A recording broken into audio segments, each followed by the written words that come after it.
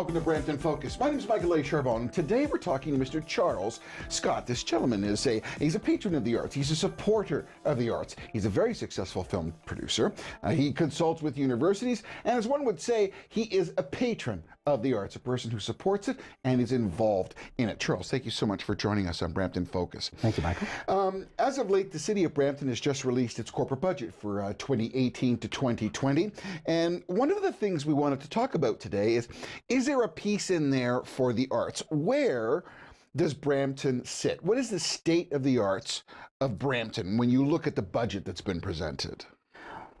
Well, Michael, I went to speak to council last week. When I read the executive summary online of our budget, the words arts and culture don't really appear in there. And, you know, Brampton's the 9th largest city in Canada, and yet we almost don't fund the arts at all. We have no municipal art gallery. We have no real infrastructure. So a lot of cities have art centers where they have glass studios and ceramic studios and dance rehearsal places and that. We really don't have that in Brampton. We don't have a way for our emerging artists to gather. Our artist-run center, Beaux-Arts, has no core funding from our city, where even a town like North Bay, where I'm from, has a municipal art gallery and 3 artist-run centers funded by the municipality. Not totally funded, but the core funding is there. Do people get the word arts confused? I mean, the Rose Theatre is a center of arts and theatre and music, and they do a lot of productions. They really are, I would say, the pusher in this region. Are people mistaken to think that is arts in the sense? You're talking about something that has yet to be tapped on. Is that fair? Well, yeah, the Rose is part of our community and the arts community, but it's never lived up to its potential. I am excited by the recent hiring of a new artistic director. Brendan is a chap with a deep theater history, and I believe he will be able to do something with the Rose Theatre and make it more successful. In recent years, it became a place where, you know, it was pretty much just bands, you know, rehash bands, whatever you call them. Well, they put on, in all fairness, they put on some excellent musical theater. They had a festival which was 4 days. But above and beyond the Rose Theatre, we're not here to talk about the Rose. Well, what are the specific things in the arts? If we look at the state of the arts in Brampton, what is Brampton missing that should be something of a discussion, I would say? So for example, if you look across the country, every city has an arts and culture granting program. They call it the Arts and Culture Capacity Builder program here in Brampton. We've put, as a city, $100,000 into that. That represents 17% or 17 cents per capita into our budget. So what are other cities then, as an example, what do they contribute? The national average is $8.86. And we're 17 cents. So woefully underfunded. And I don't expect that we'll get to $8.86 anytime soon, but 17 cents? I mean, we need to build on that. When the Arts Council was running, their budget was under $500,000 a year, and they did a lot of work. They did education, they did programming, they did networking, they did marketing for almost 50 groups in the city. And this council chose to get rid of the Arts Council. They pulled their funding, but if you ask a councillor about that, they'll say, well, they closed their doors. Well, they closed their doors because the funding was taken away. So there is a yin and yang here. If we look at the inflation rate, which is 1.2%, we're over 3% as far as what the increase property taxes that people in Brampton are paying. Some would say that the arts is a huge impact from jobs, economic factor, from a stature of a major city. And particularly with a university arriving, it is something that needs to be developed. Others would say that it's an expensive proposition when there are already people in Brampton who are feeling the effects of an increase in their property taxes. What do you say to those people who say that unfortunately something has to be cut? And it looks like from a top view that the arts have been somewhat cut from the budget. What would you say to that person? I would hesitate to say they were cut because I don't think they've ever been a factor in the Brampton budget. So that's the part that kind of, galls me as someone who's had the opportunity to see the arts in action. In Ontario, $28.5 billion is created of GDP by arts and culture, over 300,000 jobs, far more than things like sports. Yet Brampton's whole hog into sports, building giant arenas and soccer centers and all over this city. Well, there were several $1 million or $1 million, etc., which were given to a private sports team because they wanted them to fill the arena. That's a fair statement. We're paying $13,000 per home game, and there's some kind of mystery marketing thing that we're getting out of it. As citizens, I don't see it. As a professional working in advertising, marketing, films, and commercials, and sat in those meetings and discussing how we're going to, what are the metrics for, how are we going to measure how this film or how this rollout of this program are going to work. So what kind of jobs have other cities realized by supporting the arts and generating new and unique projects and facilities within a city complex? If you look at Hamilton over the last 10 years, it started as a grassroots thing. We've had our grassroots thing going on for 15 years. We had an arts council, we have Beaux Arts, which has been going around for 15 years. Yes. But they've never had the support to make themselves grow. In Hamilton now, they're making it grow. They in 2015 they put in $500,000. This year they put another $500,000, so $1 million into their arts and culture programs.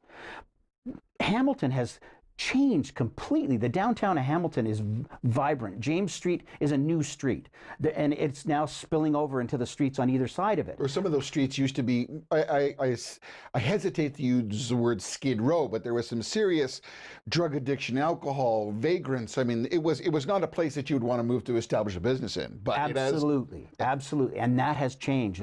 And people that are I've had the pleasure of showing some of my fine art photographs in Hamilton at one of their walks. They get more people through the door in a Friday evening than probably come to an art gallery in Brampton in a year. So what's the objective that you would like the people, and particularly our elected officials, to consider as we move into an election year, 2018? We'll get to that more specific question, but if you were to give a target, if you were to give an objective that people should be looking to, that Bramptonians should be sharing in that vision, what would that be? So in Brampton right now, we have people creating music. We have young artists working, and what happens is they all end up going to Toronto or going to Mississauga. Where the funding is. Where the funding is, but not only just the funding, where there's a support for them. And well, an arts community, as one would say, right? And an arts community. We need to create an arts community in Brampton. And that comes with some core funding. And that's what really, and I'm not, again, I want to stress, I do not think that the city should 100% fund anything. I think that they should give a small amount of funding. One of the problems with our granting program is it has all sorts of restrictions on it. So you can't use it for artist fees, or you can't use it for this, or you can't use it for that, you can't use it for travel, you can't. So the bottom line is, does this arts program make our city a better place? If it does, we should be supporting it. And I believe, and I've seen it in action around the world, Bilbao, Spain, Paris, London, all sorts of cities that I've been to visit. The arts communities are vibrant. Montreal, Vancouver, Toronto, North Bay. The arts communities are vibrant, and they create better restaurants. They create job opportunities that surround the arts as well. So I believe we can have that in Brampton. I think our downtown could be a lot better. And I mean, there's restaurants gone out of business recently. Why are restaurants in a town of 600,000 people that are quality restaurants going out of business? Well, they're going out of business because something's not attracting them to the downtown. And that could be the arts. And I believe that the arts could be, if it was supported by the city, could grow an economic driver for our community. We're speaking with Mr. Charles Scott. He's a successful film producer, an entrepreneur, and a patron of the arts. One of my last questions here is, 2018 is an election year. A lot of people in Brampton are going to make a choice who they want to represent them and represent their community. Should the arts be part of that discussion? Is it part of a Bramptonians' how should one say, their obligation to be able to say to someone who says, I want you to elect me, the arts, there should be something within their platform to consider that. And how do we go about getting politicians aware of the fact that is something that's going to create a domino effect of success? Well, it absolutely should. I don't think that anyone should vote for a politician that doesn't put arts and culture into their platform in this day and age, in the economy that we have in Ontario. It's a knowledge-based business. Whether you're a painter or a computer software designer, a gamer, all of these things are part of the arts. Filmmaking, television, all of these things drive our economy. And if we're ignoring it in Brampton, we're ignoring the possibility to create jobs in Brampton. We also already have the smallest number of jobs per capita. We're at 33% of our people work in Brampton, I believe, or 38, somewhere in that range. I'm not a... You're close. Most people go outside of Brampton and come back to work. Absolutely. That's but one Mississauga, of the 68%. So if we create jobs here, we get people working in our community, and the arts can do that. That's what the council has said. The objective moving forward is to have quality jobs in Brampton, that you can live in Brampton and work in Brampton. With the university coming and so many changes in the downtown and so many projections of change and modernization and advancement of the city of Brampton, taking it out of what it used to be and putting it through a metamorphosis of where it can go. If you were to dream, Charles, what would be one thing that you would like to envision that Brampton would embrace from an arts perspective? Again, support the community. Build an arts facility somewhere within our city. And it doesn't have to be in the downtown. I mean, there's, Central Public Schools has a big piece of property with a big field that sits in the floodplain. One of the arguments about development in the downtown is you can't develop the downtown because of the floodplain. Well, it's up on a hill. So build on that parking lot and that where that school is, and put a parking lot down in the floodplain. Perfect. Move, if there's too much traffic in those narrow streets, have the entrance come off of Ken Willans. There's a perfect how much money opportunity. do you think the city should consider? Is there a nut that one could? I don't have a number because I don't think it's been studied enough. Right. But I think that they do need to think about these things. They need to put it as part of their platform, and they need to move on it. So if we were going to put a bow on this, Charles, how would you conclude our discussion? I guess would say partially stating where we are and where we should be, and what the objectives are of people out there when they go to the polls in 2018 as one of the topic matters. We have a lack of infrastructure. We have a lack of funding. We need to build on both of those. But we need to support our emerging artists. I mean, I'm sort of leading this battle, but not for me. It's for my children and the people that are coming behind them. And they're the ones that want to live and work in Brampton. Seeds.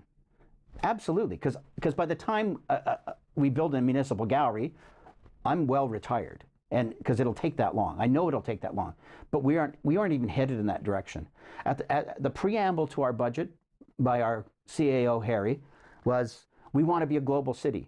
You cannot be a global city without arts and culture, and right now Brampton has almost no arts and culture. The groups that are working in Brampton are struggling, and the philosophy of funding is wrong. We need to change that philosophy. So people need to ask their councillors, their regional councillors, and their mayor, where do you stand on arts and culture funding? And we need to add that into our next budget. It is a cog of the future. Mr. Charles Scott here to talk about the arts, and we suggest that you, when you're considering what councillor, what regional councillor, who you're going to vote for, who your mayor is, and when you're asking questions, that the arts and culture in Brampton be part of the topic that you want to find out what the direction of the city will be. I'm Michael Charbon for Brampton Focus with Charles Scott. Thanks for watching, and we'll speak to you soon.